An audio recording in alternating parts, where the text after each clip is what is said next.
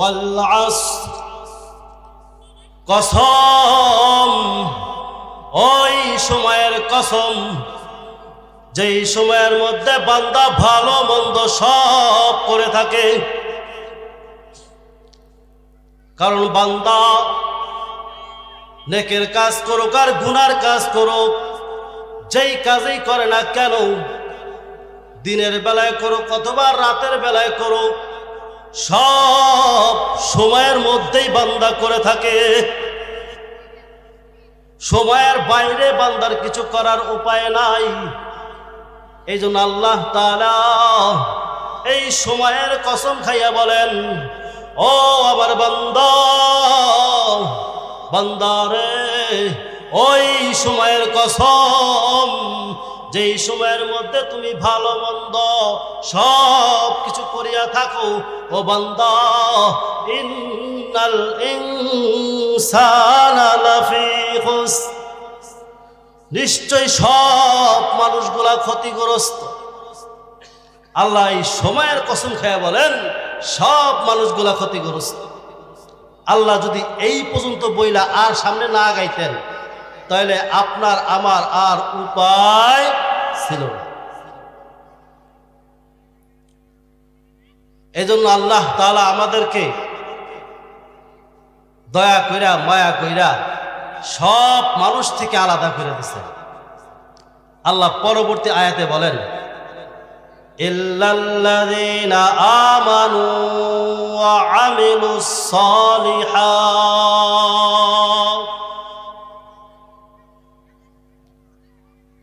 না না না, আমার ওই সমস্ত বান্দা বান্দি না যারা ঈমান আনয়ন করেছে এবং নেক আমল করে। ওয়া তাওয়াসাউ বিল হক ওয়া তাওয়াসাউ বিস সাবর, আল্লাহ বলেন না না না, আমার ওই সমস্ত বান্দাও না যারা হকের কথা বলে, হকের দাওয়াত দেয় এবং ধৈর্যের কথা বলে, ধৈর্যের দাওয়াত দেয়। এই চার শ্রেণীর বান্দাকে আল্লাহ আলাদা করে দিলেন। এক নাম্বার হলো যারা ঈমান আনয়ন করেছে, দুই নাম্বারে যারা নেক আমল করে, তিন নাম্বারে যারা হক কথা বলে, হকের দাওয়াত দেয়, চার নাম্বার হলো যারা ধৈর্য ধারণ করে, ধৈর্যের দাওয়াত দেয়। আল্লাহ বলেন আবার এই চার শ্রেণীর বান্দা ক্ষতিগ্রস্ত না। এখন আপনি আর আমি এই চার শ্রেণীর মধ্যে পড়ছি কিনা সেটা নিজের কাছে নিজে প্রশ্ন করি, তাইলেই দেখবেন আপনার আমার জীবনের হিসাব কিতাব মিলে যাবে। এই চার শ্রেণীর লোকের মধ্যে আল্লাহ দুইটা রাখছে নিজের জন্য আর দুইটা দিছেন অপরের জন্য। ঈমান আনয়ন করা, নেক আমল করা এটা নিজের জন্য, এবং হকের দাওয়াত দেওয়া, ধৈর্যের দাওয়াত দেওয়া এটা অপরের জন্য। আল্লাহ তাআলা বান্দাকে এই চারটা আমলের উপরে থাকতে বলছেন। এই চারটার উপরে থাকলে বান্দা আর ক্ষতিগ্রস্ত হবে না। প্রথমে আল্লাহ বলেন আমানতু বিল্লাহ, আল্লাহ তাআলার উপরে ঈমান আনয়ন করতে হবে। কারণ যে ঈমানওয়ালা বান্দা হবে আল্লাহ তাআলা তাকে ক্ষতিগ্রস্তদের মধ্যে রাখবেন না, আল্লাহ তাদেরকে জাহান্নামের মধ্যে নেবেন না, আল্লাহ তাকে জান্নাতি বান্দা হিসাবে ঘোষণা করবেন। এজন্য আল্লাহ বলেন, ও আমার বান্দারে, তোমরা ঈমান আনয়ন করো, এক আল্লাহর উপরে ঈমান আনয়ন করো। আল্লাহর উপরে শুধু ঈমান আনয়ন করে ক্ষান্ত হয়েও না, ঈমান তো আনবা, পুরাপুরি ঈমান আনয়ন করো।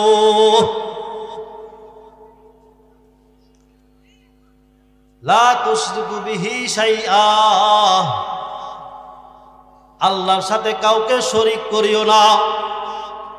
শিরক মুক্ত ঈমান নিয়ে যদি আল্লাহর কাছে দাঁড়ানো যায়, আল্লাহ বলেন আমার ওই বান্দা ক্ষতিগ্রস্ত না। শিরক মুক্ত ঈমান নিয়ে আপনার আমার আল্লাহর কাছে যাইতে হবে। আপনি আর আমি যদি আল্লাহর কাছে শিরক মুক্ত ঈমান নিয়ে যাইতে পারি, তাহলে আপনার আমার আর চিন্তার কোনো কারণ নাই, ভয়ের কোনো কারণ নাই। ঈমান কি? আল্লাহর নবী বলেন ঈমানের ৭৭টা শাখা রয়েছে। সর্বপ্রথম শাখা হলো আমানতু বিল্লাহ, আল্লাহর উপরে ঈমান আনয়ন করা। লা ইলাহা ইল্লাল্লাহ, আল্লাহ ছাড়া কোনো ইলাহ নাই। এটা হলো সর্বোত্তম সর্বপ্রথম ঈমানের শাখা। এই কপাল একমাত্র আল্লাহর জন্যই, সেজদার জন্যই রাখতে হবে, অন্য কারো জন্য না। আলোচনা তো বড়, সংক্ষেপে যেটা বলতেছিলাম যে ঈমান আনয়ন করা এমন একটা বিষয় যার মধ্যে কোনো শিরক থাকতে পারবে না। আল্লাহকে আল্লাহ বলে স্বীকার করছি, এমনভাবে স্বীকার করছি তো করছি, আল্লাহর মতো দুনিয়ার মধ্যে আর কাউকে মারা যাবে না। এখন যদি আল্লাহর হুকুমকে অমান্য কইরা অন্য কারো হুকুম পালন করি, তাহলে আপনার আমার ঈমান ঠিক আছে? এই ঈমান তো ক্ষতিগ্রস্ত। ওদিকে যাব না, আজকে আমলের দিকে কিছু কথা বলবো। এই জন্য ঈমান আমাদের ঠিক রাখতে হবে।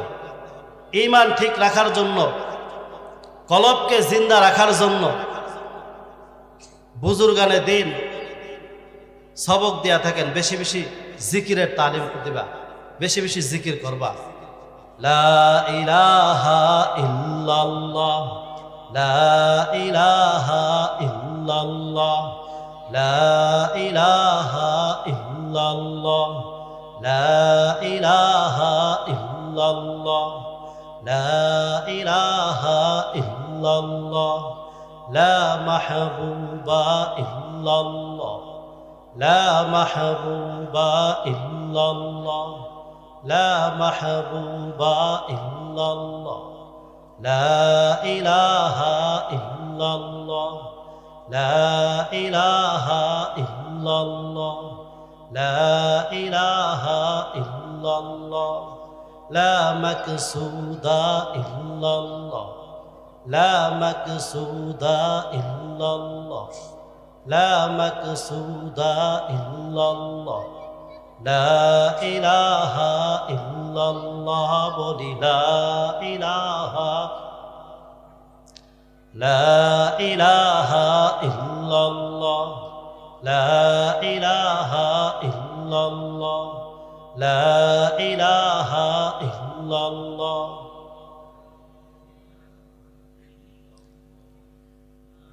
لا محفوظ إلا الله، لا محفوظ إلا الله، لا محفوظ إلا الله، لا إله إلا الله. بولي لا إله إلا الله، لا إله إلا الله، لا إله ইল্লাল্লাহু মুহাম্মাদুর রাসূলুল্লাহ।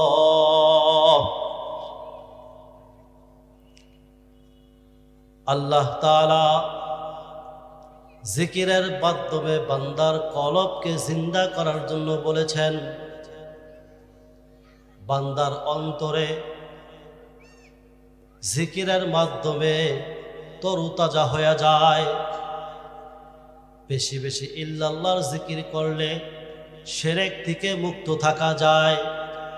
আল্লাহ তাআলা আমাদেরকে বেশি বেশি জিকির করা তৌফিক দান করুন। আল্লাহ তাআলা পরবর্তী আয়াতের মধ্যে বলেন ওয়ামিলুস সালিহাত, ও আমার বান্দা বান্দারে, যারা নেক আমল করবে তারা কিন্তু ক্ষতিগ্রস্ত না, তারা ক্ষতিগ্রস্ত হবে না।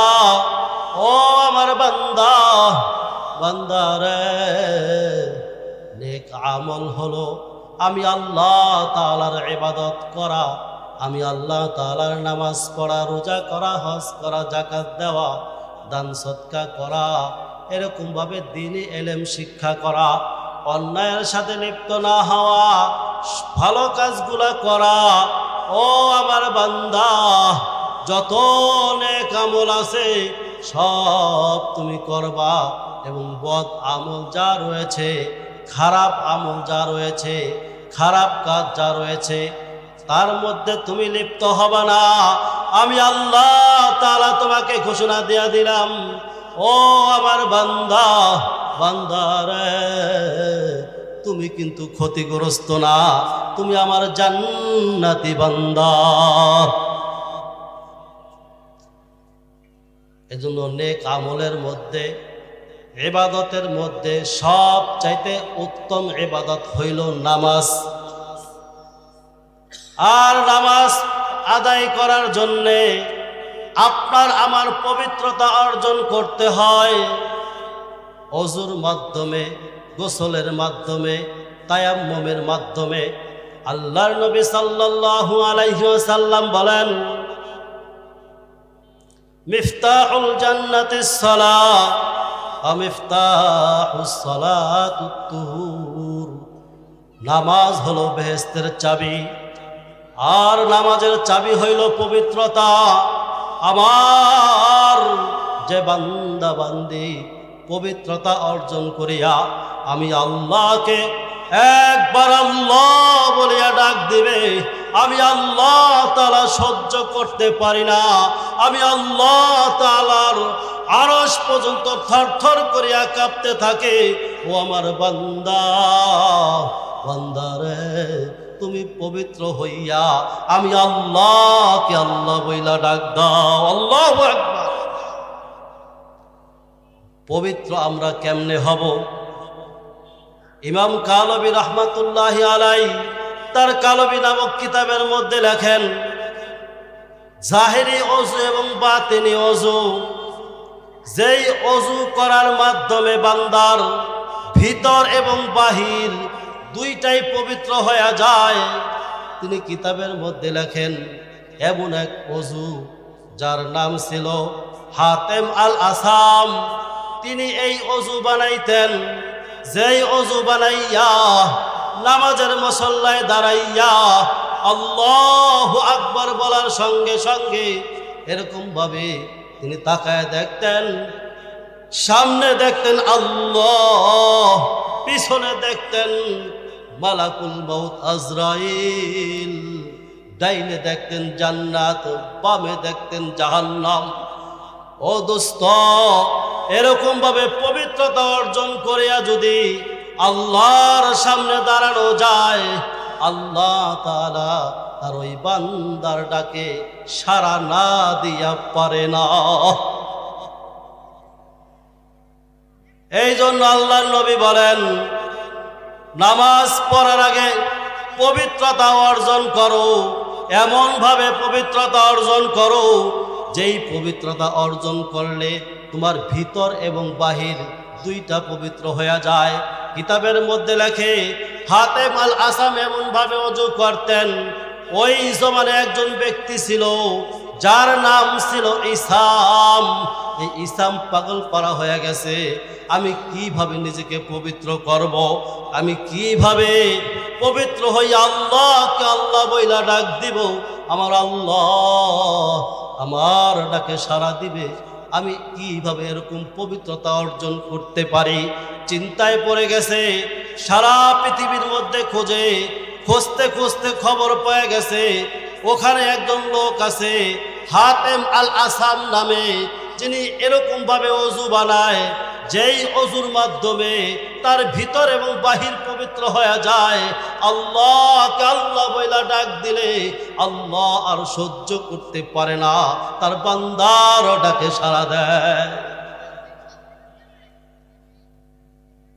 ইসাম বলে, আমি হাতেম আল আসামকে খুঁজতে খুঁজতে পেয়ে গেলাম। আমি তাকে যায় বললাম, ও হাতেম আল আসাম, হাতেম আল আসাম রে, আপনি আমাকে এরকম ভাবে অজু শিখিয়ে দেন যেইভাবে অজু করলে আমার ভিতর এবং বাহির দুইটা পবিত্র হয়ে যাবে। আল্লাহু আকবার। এরকম ভাবে যখন আরজি করলেন, আরজি বারবার করতে থাকেন, করার পরে হাতেম আল আসাম যখন দেখে ইসাম আসলেই পবিত্রতা অর্জন করতে চায়, আল্লাহর সাক্ষাৎ পাইতে চায়, আল্লাহর মুহাব্বত পাইতে চায়, তখন ইসাম এরকম ভাবে ব্যাকুল হইয়া বারবার আরজি করতেছিল। হাতেম আল আসাম বলে, ও ইসাম, ইসাম রে, আমি তোমাকে এমন অজু শিখাবো যেই অজু দ্বারা আল্লাহকে আল্লাহ বইলা ডাক দিলে আল্লাহ সাড়া দেয়। ও ইসাম, ইসাম রে, তুমি তাকায় দেখো আমি কিভাবে অজু করি। এরকম ভাবে হাতেম আল আসাম অজুর পানি লইয়া হাতে নিয়া এরকম ভাবে হাত ধৌত করে, হাত ধৌত করে আর আকাশের দিকে তাকায় এবং হাত ধৌত করে এবং কুলি করে, কুলি কইরা নাকে পানি দেয়। মুখমণ্ডলের মধ্যে যখন অজুর পানি মারে আর ওই আকাশের দিকে তাকায়, এরকম ভাবে অজুর পানি মারে, আকাশের দিকে তাকায়। ইসামকে লক্ষ্য করিয়া হাতেম আল আসাম বলে, ও ইসাম, ইসাম রে, তুমি তো জানতে আসছো আমি কিভাবে পবিত্রতা অর্জন করি, তুমি তাকায়া দেখো আমি অজুর পানি আমার মুখমণ্ডলের মধ্যে মারলাম। ও ইসাম, ইসাম রে, না, অজুর পানি আমার মুখমণ্ডলে মাইরাই কিন্তু আমি ক্ষান্ত হই নাই। অজুর পানি যখন আমার মুখমণ্ডলের মধ্যে মারছি, এই অজুর পানি আমার জিহ্বার মধ্যে গেছে, আমার নাকের মধ্যে গেছে, আমার চোখের মধ্যে গেছে। ও ইসাম, ইসাম রে, এই অজুর পানি যখন আবার মুখমণ্ডলে মারার সঙ্গে সঙ্গে অন্য অন্য পঞ্চ ইন্দ্রিয়ের মধ্যে চলে গেছে, তখন আমি আল্লাহকে স্মরণ কইরা আল্লাহর আকাশের দিকে তাকাইয়া আল্লাহকে ডাক দিয়া বলি, ও আল্লাহ, আল্লাহ গো, এই জবান দ্বারা আমি কত গুনাহ করেছি, এই জবান দ্বারা আমি কত মিথ্যা কথা বলেছি, এই জবান দ্বারা কত মানুষকে আমি কষ্ট দিছি। ও আল্লাহ, এই যে অজুর পানি আমি মারলাম, অজুর পানি আমার মুখের মধ্যে গেল রে আল্লাহ, আমার জিহ্বা ভিজে গেল রে আল্লাহ। ও আল্লাহ মালিক রে, এই অজুর পানি আমার মুখের মধ্যে যাওয়ার সঙ্গে সঙ্গে আমার মুখ থেকে কুলি কইরা যে পানিগুলো আমি ফালাইয়া দিলাম, ও মালিক, এই পানির সাথে আপনি আবার গুনাহগুলাকে ঝরাইয়া দিয়েন। এরকম ভাবে আল্লাহর কাছে বলতে থাকে, ও আল্লাহ, আমার জবান দ্বারা গুনাহ করছি, সব গুনাহ থেকে আমি আপনার কাছে তওবা করলাম। ও মালিক, আপনি আমাকে মাফ কইরা দেন।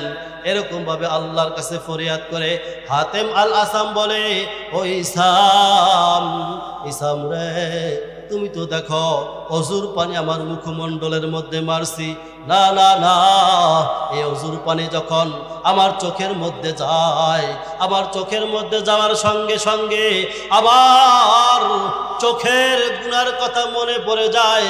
ও ইসাম, সঙ্গে সঙ্গেই আমার মালিককে আমি ডাক দিয়া বলি, ও আল্লাহ, আমার এই চোখ দিয়ে আপনি যেই জিনিস দেখতে নিষেধ করেছেন, ওই জিনিসগুলো আমি এই চোখ দিয়ে দেখছি রে আল্লাহ। ও মালিক, আমার তো ভুল হয়ে গেছে রে আল্লাহ, আমি আমার গুনার উপরে এরকম ভাবে আপনার কাছে ক্ষমা চাই, আপনি আমার গুনাহ মাফ করিয়া চোখের দ্বারা যেই গুনাহ হয়েছে সব গুনাহগুলা আপনি অজুর পানির দ্বারা বের করিয়া দেন। ও আল্লাহ, এরকম আল্লাহর কাছে ফরিয়াদ করে, তওবা করে, কান্নাকাটি করে আল্লাহু আকবার। হাতেম আল আসাম বলে, ও ইসাম, ইসাম রে, আমি যখন আমার অজুর পানি দিয়া মুখমণ্ডল ধুই, মুখমণ্ডল ধোয়ার সঙ্গে সঙ্গে আমার অজুর পানির দিয়া আমার চোখ ধৌত হয়, নাক ধৌত হয়, মুখ জিহ্বা ধৌত হয়। এই পানিগুলা যখন জমিনের মধ্যে পড়ে, আল্লাহর নবী সাল্লাল্লাহু আলাইহি ওয়াসাল্লাম বলেন, অজুর ফোঁটার পানি জমিনে পড়ার সঙ্গে সঙ্গে মুমিনের গুনাহ আল্লাহ মাফ করিয়া দেন। আল্লাহ তাআলা বলেন, ও বান্দা, আমি তো তোমাকে পবিত্র অবস্থায় চাই। বান্দারে, আমি তো পবিত্র অবস্থায় তোমাকে ভালোবাসি। তুমি যদি তোমার ভিতর এবং বাহির, আল্লাহ তাআলা সব আমল গ্রহণ করবেন তার নফসের দিকে তাকাইয়া। শুধু বাহির পবিত্র হলেই হবে না, ভিতরও পবিত্র হতে হবে। হাতেম আল আসাম বলে, ও ইসাম, ইসাম রে, যখন এই অজুর পানি আমি আমার হাতের মধ্যে কোনি পর্যন্ত ধৌত করি, ধৌত করার সঙ্গে সঙ্গে আমার এই হাত দ্বারা যা গুনাহ হয়েছে সব গুনার কথা আমার মনে পড়ে যায়। আর আমার আল্লাহর কাছে আমি এই গুনার প্রতি অনুশোচনা করিয়া তওবা করতে থাকি, আল্লাহর কাছে বলতে থাকি, ও আল্লাহ, আল্লাহ গো, আপনি আমাকে এই হাত দিয়া আপনি দিনের কাজ করতে বলেছেন, ভালো ভালো কাজ করতে বলেছেন। ও আল্লাহ, আল্লাহ গো, এই অন্যায়ভাবে কত মানুষের গায়ে এই হাত উঠা গেছে রে আল্লাহ। ও আল্লাহ, অন্যায়ভাবে মনের অজান্তে ভুলে কত মানুষকে এই হাত দ্বারা কষ্ট দিছি। ও আল্লাহ, আল্লাহ গো, আপনি আমার হাতের গুনাহকে মাফ করিয়া দেন। এরকম আল্লাহর কাছে তওবা করতে থাকে। হাতেম আল আসাম বলে, ও ইসাম, ইসাম রে, তুমি তো দেখো আমি অজুর পানি দিয়ে আমার হাত ধুই। না না না, আমার হাতের গুনার ব্যাপারে আমার আল্লাহর কাছে আমি মাপ চাই। আল্লাহ তাআলা এর উসিলায় আমার হাতের গুনাহগুলা সব মাফ কইরা আমাকে আল্লাহ তাআলা তার মাহবুব বান্দা বানাইয়া নেন। হাতেম আল আসাম বলে, ও ইসাম, ইসাম রে, এরপর যখন আমি অজুর পানি দিয়া আমার মাথাকে মাসাহ করি, আমার মাথা মাসাহ করার সঙ্গে সঙ্গেই আমার মাথা দ্বারা যা গুনাহ হয়েছে সব গুনার কথা মনে পড়ে যায়।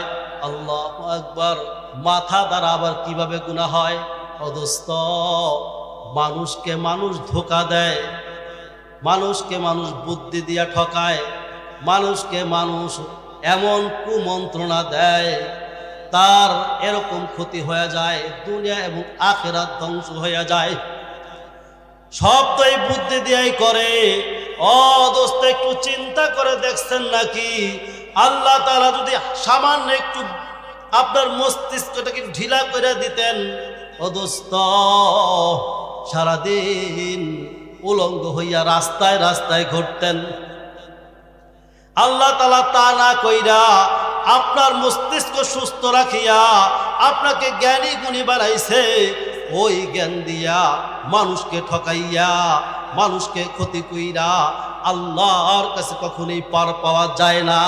এজন্য আল্লাহর নবী সাল্লাল্লাহু আলাইহি ওয়াসাল্লাম বলেন, ও আমার উম্মতেরা, উম্মতেরা রে, মানুষের হক যদি কেউ নষ্ট করো, আল্লাহ কিন্তু মাফ করবে না। হাতেম আল আসাম বলে, ও ইসাম, ইসাম রে, আমি যখন অজুর পানি দিয়ে আমার মাথাকে মাসা করি, আমার এই বুদ্ধি দিয়ে মানুষকে যে ক্ষতি করেছি সব ক্ষতির কথা আমার অন্তরে জেগে ওঠে। আর আমার আল্লাহর কাছে আমি তওবা করি, আর আমার আল্লাহর কাছে আমি বলতে থাকি, ও আল্লাহ, আপনি বুদ্ধিকে ভালো কাজে লাগাইতে বলছেন, ভালো কাজে খাটাইতে বলছেন। মালিক রে, আমি পারি নাই, আমি পারি নাই। ও আল্লাহ, আপনি আমাকে মাফ কইরা দেন। আমি এই কথা বলি আর মাথা মাসা করি। ও ইসাম, ইসাম রে, এরপর যখন আমি অজুর পানি দিয়া আমার পাওকে ধৌত করি, আমার পায়ের গুনার কথা মনে পড়ে যায়। ও ইসাম, আল্লাহ তাআলা কত সুন্দর দুইটা পা আমাকে দান করছেন। আল্লাহ তাআলা আমাকে দুইটা পা না দান কইরা একটা পা দিতে পারতেন, এক সিরিনে পঙ্গু বানাইতে পারতেন, তা তো আমার আল্লাহ করেন নাই। ও ইসাম, আমাকে সুস্থ দুইটা পা দিছেন, এই পা দিয়া যেন আমি হাইটা হাইটা দিনের রাস্তায় চলি, আল্লাহর রাস্তায় চলি, সঠিক পথে চলি, অন্যায় পথে না চলি। ও ইসাম, ইসাম রে, কিন্তু আমি তো তা পারি নাই, আমার তো ভুল হয়ে যায়। এই জন্য আমি অজুর পানি দিয়ে আমার পা ধৌত করার সময় আমার আল্লাহর কাছে আমি এরকম ভাবে ফরিয়াদ করি আর তওবা করতে থাকি, আল্লাহর কাছে বলতে থাকি, ও আল্লাহ, আমার এই পা দ্বারা যা গুনাহ হয়েছে রে আল্লাহ, আমি সব গুনাহ থেকে আপনার কাছে ক্ষমা চাই। আপনি আমাকে যেই পথে চলতে বলেছেন, আজ থেকে আমি ওই পথে চলবো রে আল্লাহ। আপনার নিষিদ্ধ পথে আমি আর হাঁটবো না রে আল্লাহ। ও আল্লাহ, আল্লাহ গো, আপনি আমার গুনাহকে মাফ করিয়া দেন। হাতেম আল আসাম বলে, ও ইসাম, ইসাম রে, তুমি তো দেখো আমি শুধু অজু করি, এরকম ভাবে মুখমণ্ডল ধুই, হাত ধুই, পা ধুই, মাথা মাসা করি, না না না, এর সাথে আমার ভিতরে যে খারাপ নফসটা আছে, খারাপ আত্মাটা আছে, আমাকে কুমন্ত্রণা দিয়া, আমার জবান দিয়া, আমার চোখ দিয়া, আমার হাত দিয়া, আমার পা দিয়া যেই গুনাহ করায়, এই অজুর পানির সাথে ওই নফসটাকে আমি ধুইয়া পাক ও পবিত্র কইরা আমার আল্লাহকে যখন আমি আল্লাহ বইলা ডাক দেই, আমার আল্লাহ আর সহ্য করতে পারে না, আমার আল্লাহ আমাকে সঙ্গে সঙ্গে সাড়া দেন। এজন্য পবিত্রতা অর্জন করতে হবে, শুধু বাহিরেরটা না, ভিতরেরটাও করতে হবে। আল্লাহ তাআলা এই সূরার মধ্যে বলেন, যারা নেক আমল করবে আল্লাহ তাদেরকে ক্ষতিগ্রস্তদের মধ্যে রাখবেন না, আল্লাহ তাদেরকে জান্নাতবাসী করিয়া দিবেন। এজন্য নেক আমল কি? নেক আমল হলো, নেক শব্দের অর্থ ভালো, আর আমল শব্দের অর্থ হলো কাজ, ভালো কাজ। তার সমস্ত ভালো কাজের মধ্যে ভালো কাজ হলো নামাজ পড়া, আল্লাহর ইবাদত করা, আল্লাহর পাবন্দি করা। এরপরে দুনিয়ার যত ভালো কাজ আছে সব করার নামই হলো ইবাদত। আল্লাহ যেটা নিষেধ করেছেন ওইটা না করা, আর যেটা নির্দেশ দিয়েছেন ওইটা করা, এইটার নামই হলো নেক আমল। এরপরে আল্লাহ তাআলা পরবর্তী আয়াতের পরবর্তী অংশে আল্লাহ বলেন, ওয়াতাওয়াসাউ বিল হক ওয়াতাওয়াসাউ বিস সাবর। আমরা একটু জিকির করি, লা ইলাহা ইল্লাল্লাহ।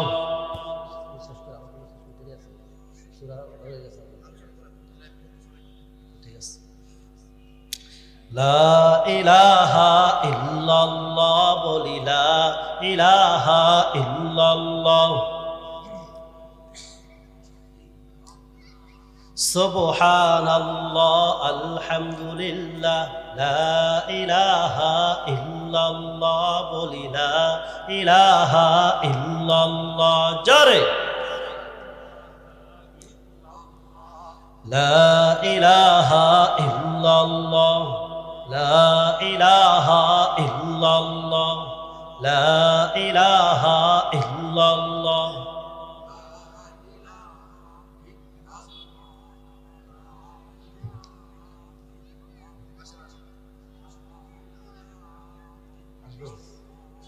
লা ইলাহা ইল্লাল্লাহ, লা ইলাহা ইল্লাল্লাহ, লা ইলাহা ইল্লাল্লাহ, মুহাম্মাদুর রাসূলুল্লাহ।